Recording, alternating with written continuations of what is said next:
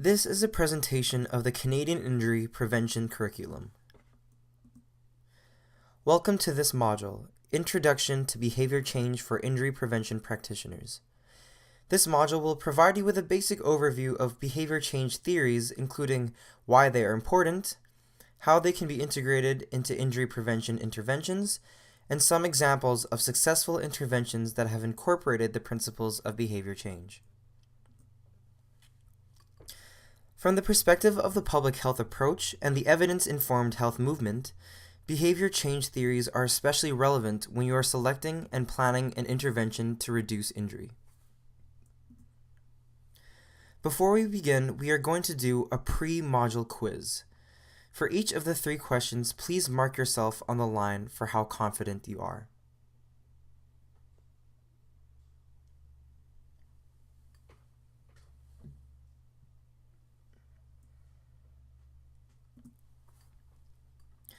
By the end of this module, you will understand the importance and role of incorporating behavior change principles into injury prevention initiatives.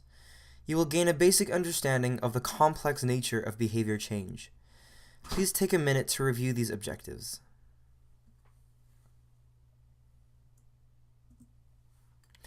The glossary found here contains terms and definitions that will be used throughout the module. If at any time during the module you would like to review a term's definition, this glossary can be accessed on the upper left tab in the toolbar.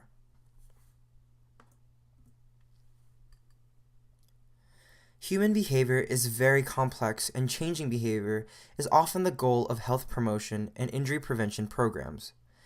Most injuries have a behavioral component and are therefore preventable. When we think of behavior change, we often think of individuals. However, we should consider behavior change in relation to families, communities, cultures, organizations, and governments. Matching game.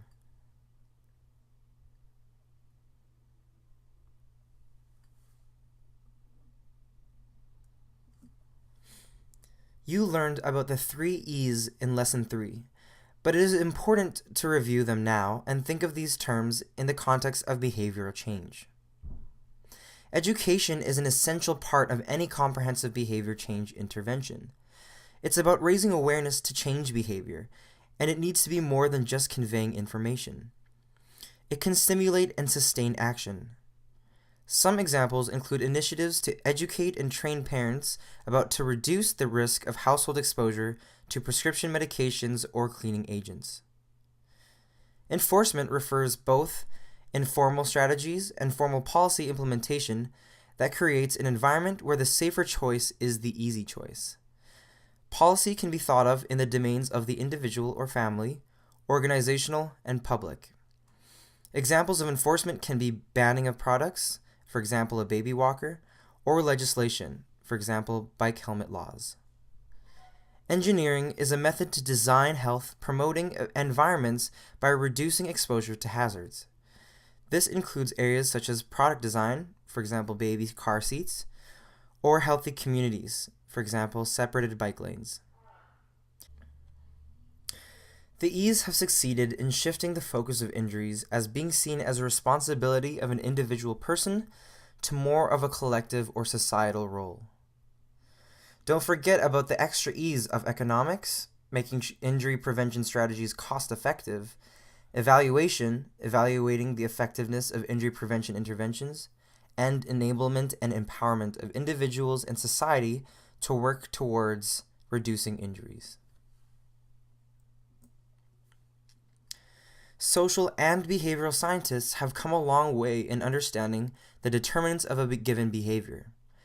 There are a number of theories relevant to health behavior and injury prevention. Theories help to identify a key set of underlying variables relevant to any behavior, and also provide diagnostic tools necessary to understand behavior. We will introduce a few of the most commonly used theories in injury prevention in a moment. Here are some common threads that underlie behavior change in an individual.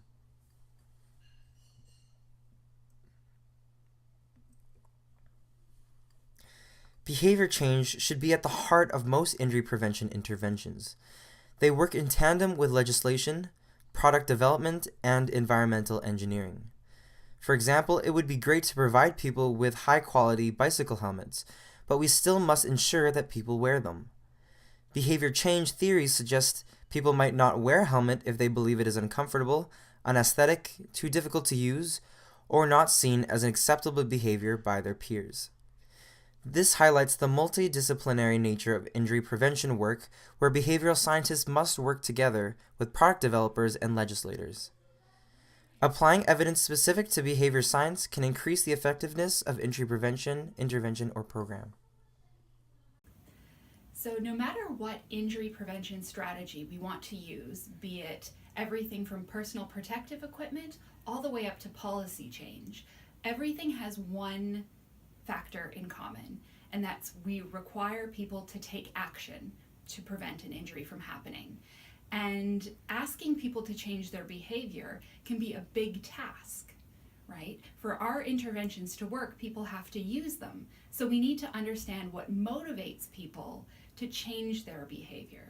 And there's a long-standing assumption that once people understand the risks, so for example, the risk of a knee injury whilst playing sport, once people have that information, it was assumed that they would take action to prevent it. But we know now that that's not the case. There are a lot of factors that influence whether or not somebody decides to take preventive measures. And so we use health behavior change theory to help us identify those factors. They could be intrinsic or unique to the person. And these are characteristics like our personal motivations and our priorities, as well as our knowledge. Or they can be extrinsic. So things in the environment, so our social networks, it could be as simple as the weather or any other factor that's external to the person. And probably what's most important is the interaction between those internal and external factors. And so health behavior change theories can help us measure these factors, identify which ones are important, and then understand how they interact to help predict what kind of behavior people are likely to undertake. And we can use that information either in developing our intervention strategies, so making sure what we're asking people to do is something that they'll actually take on, or we can use it in the way we communicate or the way we try to deliver our interventions to ensure that the strategies that we use are optimized to make sure that people undertake what we're asking them to do and ultimately prevent injury. Using theories and models to guide the content and process of an injury prevention intervention increases the likelihood of positive outcomes. It is ideal to have a general understanding of a broad range of different theories and how they can be applied to various contexts and situations. Here are 3 well-known behavior change theories used in injury prevention. We will go over each of them briefly on the following slides.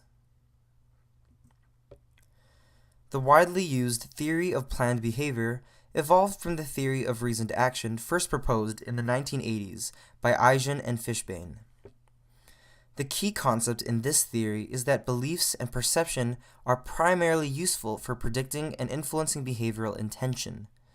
Studies have found that the intention can often predict behavior, but not perfectly, as there could be barriers to behavior or lack of opportunity to act.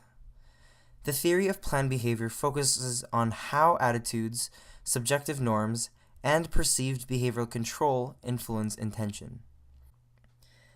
Attitudes are measures of beliefs about the consequences of the behavior in question and the relative importance of these consequences to the individual. Subjective norms are measures of beliefs about significant others' preferences and the individual motivation to comply with others' wishes. Perceived behavioral control is related to barriers and facilitators to taking action and includes elements of self-efficacy and behavioral capacity. Self-efficacy can be thought of as one's belief in one's own ability to perform a task.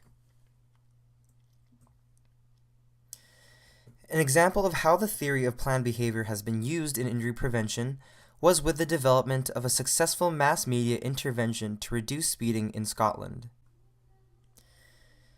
Implemented in 1998, The Scottish Road Safety Campaign launched a 3-year campaign that was explicitly framed around the 3 main predictors of intention according to the TPB: attitude, subjective norms, and perceived behavioral control. They targeted behavioral beliefs about the consequences of speeding, such as being caught by the police or injuring a pedestrian or causing a collision. Normative beliefs were targeted by the examining of how friends and family perceive speeding, and perceived control was targeted by reminding drivers that they were in charge of their own driving decisions, including their own speed. Upon evaluation, support was found for the decision to use the TBP as a theoretical underpinning to predict speeding. They found significant changes in attitudes and beliefs about speeding among the public.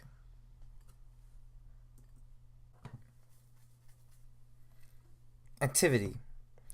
The theory of planned behavior is one of the most commonly used theories. Take a few minutes to see if you can come up with an example of using the TPB in your own area of work. Alternatively, think of how you could use the TPB for one of the following scenarios.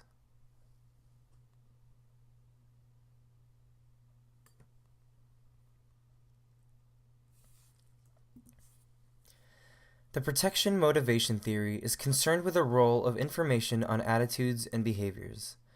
It suggests that action, behavior, is unlikely unless the individual perceives that the threat is relevant and important to them. Persuasion is needed to increase people's perception of the threat of a particular problem so that they will seriously consider action. Threat appraisal and coping appraisal produce protection motivation, and protective motivation is the likelihood that an individual will engage in protective action. Threat appraisals include perceived susceptibility and vulnerability. Coping appraisals include behavioral capacity and self-efficacy. Using the protection motivation theory in injury prevention will involve the use of persuasive communication to increase the threat of injury, as well as achievable and acceptable injury prevention strategies. Let's use an example of wearing a bicycle helmet. Overall, when an individual perceives that a threat is important and personally relevant to them, I'm at risk of a head injury if I don't wear a helmet, and that the recommended action would provide useful protection, a helmet would protect my head, and they are confident about taking the action, I can wear a helmet, the motivation to initiate an action would be high. I will wear a helmet. The health belief model is one of the first developed to understand health-related behavior.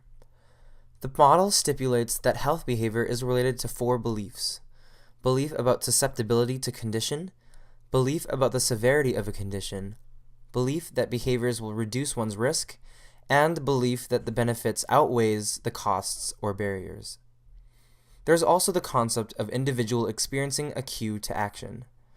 Later, the concept of self-efficacy, as we say in the TPB model, was added. This study evaluated the impact of a school-based helmet promotion program based on the HBM for adolescent drivers in Greece. There was a 1-month intervention based on the concepts of HBM. In this intervention, education sessions were specifically targeted to address threat perception, behavioral evaluation, self-efficacy, and cues to action. The analysis revealed that there was a significant improvement in knowledge about helmet use. The impact on attitudes and beliefs varied across different schools, with some more effective than others. Here we are going to play a true-false game. Select true or false for each of the following 10 statements.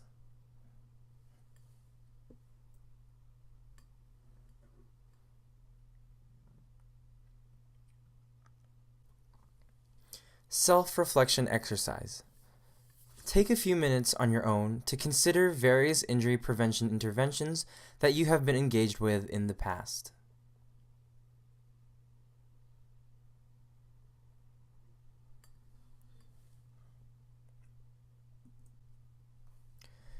The Community Against Preventable Injuries, or better known simply as Preventable, is a nationwide multi-partner organization that has been raising awareness transforming attitudes and changing behavior of Canadians with regards to injuries for the past 7 years.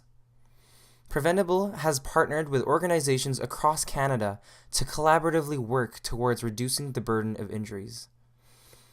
Their original campaign was entitled Have a Word with Yourself, and their newest campaign aims to celebrate the shift in attitudes for the safer. Here is Dr. Ian Pike to share more. Injury is the leading cause of death for Canadians aged 1 to 44 and represents a huge social and economic burden. The Community Against Preventable Injuries came together to tackle a new approach to preventing injuries via a social marketing campaign called Preventable.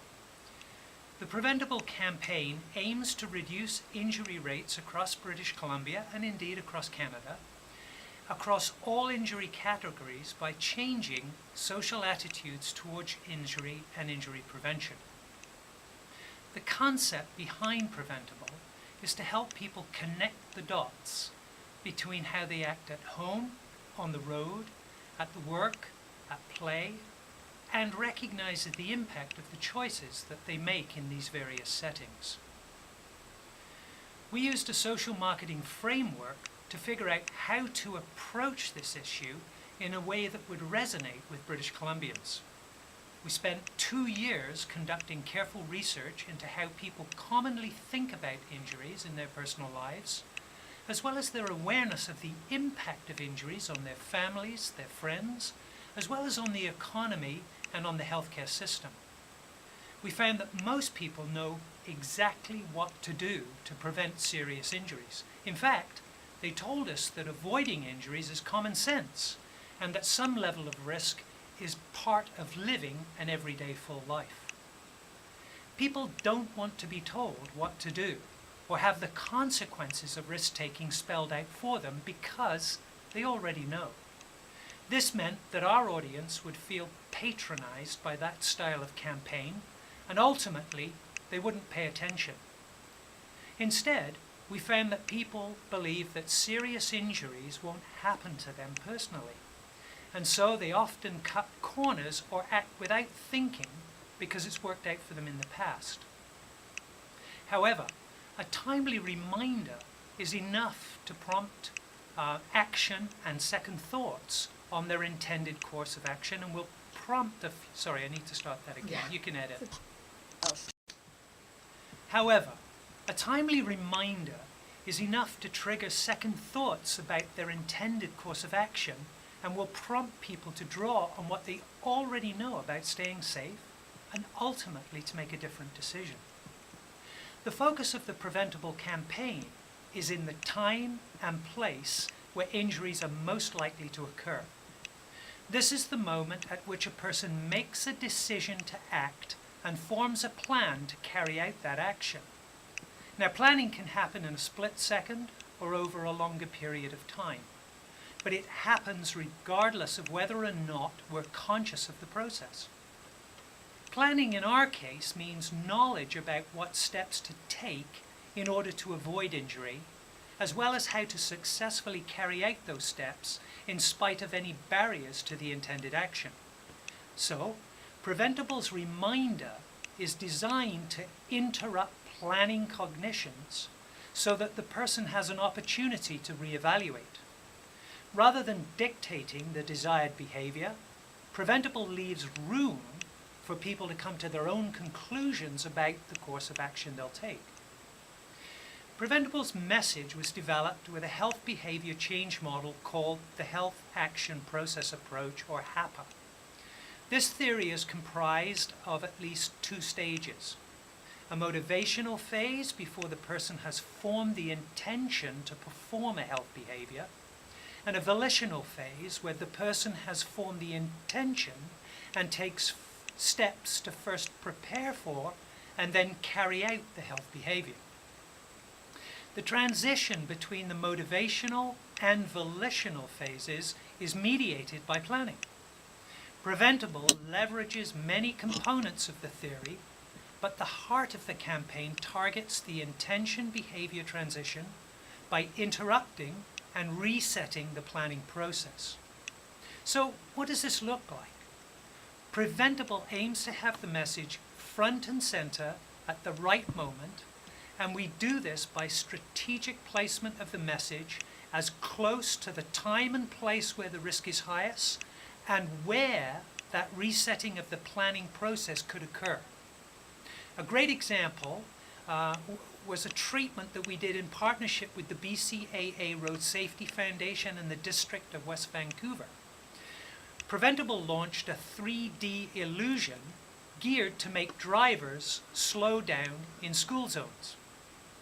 If you read the Maclean's, the Globe and Mail, CNN, and many other media outlets, you'll have heard that the illusion was placed so that drivers in Vancouver were confronted with what looked like a little girl running out from between traffic after a ball. In reality, it was a decal that was placed on the pavement, and as the vehicle approached, its 3D qualities popped up so it looked like a real person. Now, signage near the image read, "You're probably not expecting kids to run out into the road." Pavement Patty, as she became known, was one of the campaign's best success stories and our most talked about community message placements to date. Here are two great sources if you are interested in expanding your knowledge of behavior change theories. The first is a freely available document from the National Cancer Institute and is an excellent 52-page resource. The second resource is a book by Nutbean and colleagues provides a succinct description of various behavior change theories in relation to public health. Now it's time to complete the post-module quiz.